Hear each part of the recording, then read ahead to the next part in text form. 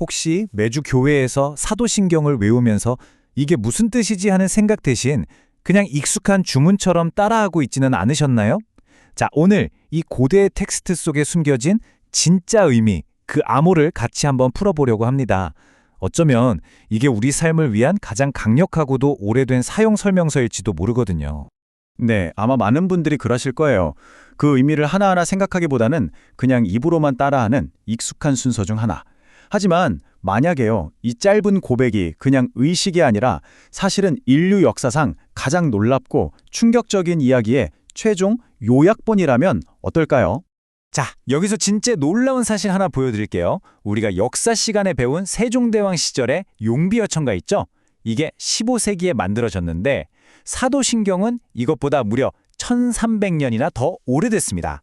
그런데도 우리는 이걸 지금 이 순간에도 외우고 있다는 거죠. 도대체 왜일까요? 왜 이 고대 문서가 이토록 끈질긴 생명력을 가지고 오늘날까지 이어져 오는 걸까요? 네, 바로 그겁니다. 그게 오늘 우리가 풀어볼 핵심 미스터리예요. 2000년이라는 어마어마한 시간을 뛰어넘어서 사도신경이 왜 여전히 우리 곁에 살아 숨쉬고 있는지. 자, 지금부터 그 놀라운 비밀을 함께 파헤쳐 보겠습니다.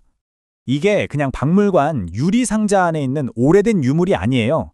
지금 이 순간에도 전 세계에서 수많은 언어로 수많은 사람들이 함께 입을 모아 고백하고 있는 생생하게 살아있는 텍스트라는 거죠. 전 세계에 흩어져 있는 교회를 하나의 거대한 팀으로 묶어주는 뭐랄까 그런 연결고리 같은 겁니다. 그럼 도대체 이건 원래 뭐에 쓰던 물건이었을까요?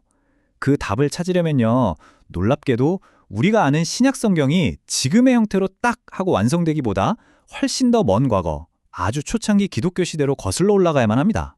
실제로 이 타임라인을 보면 사도신경의 초기 버전은 신약 성경 27권이 자, 이게 공식 성경입니다 하고 확정되기 훨씬 전부터 있었어요.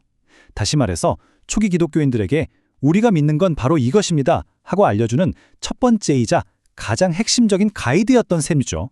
생각해보세요. 그 당시엔 지금처럼 누구나 성경책을 한 권씩 들고 다닐 수가 없었잖아요. 로마에 있는 교회, 이집트에 있는 교회 다 흩어져 있는데 우리가 믿는 게 같은 거 맞나?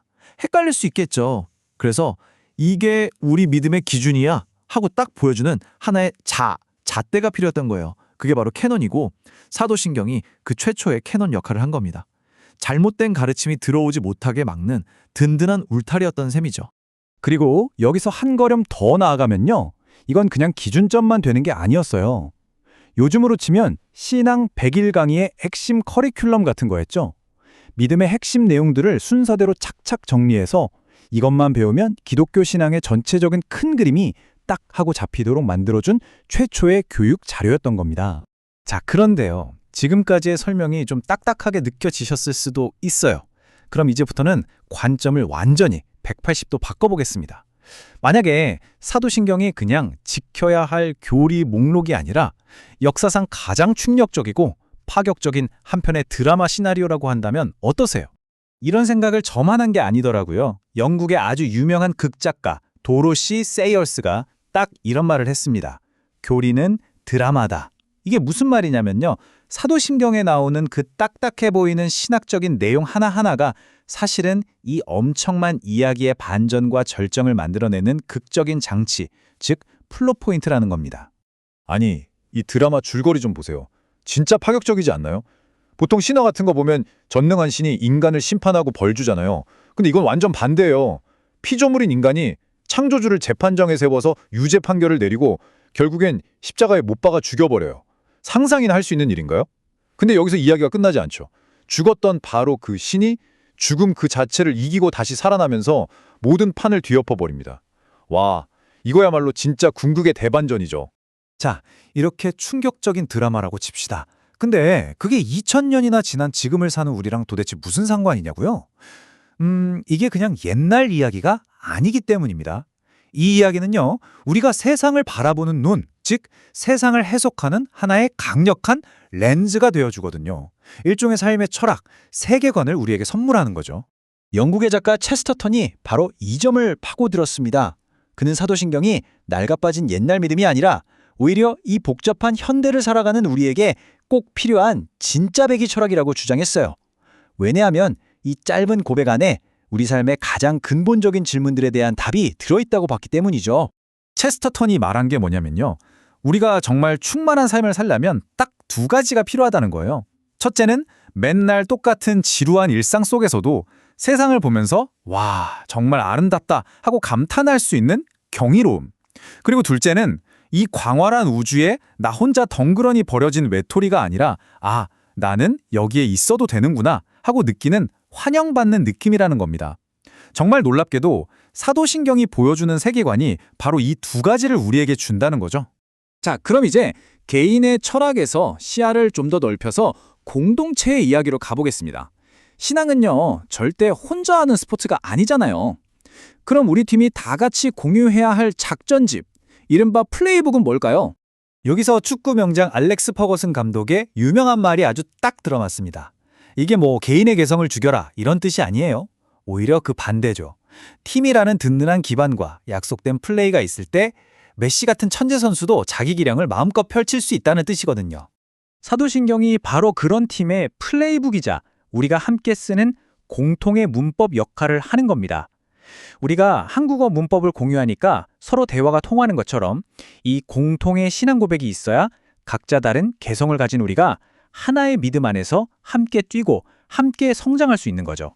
그럼 이 플레이북, 우리 삶에서 구체적으로 어떻게 쓸 수 있을까요?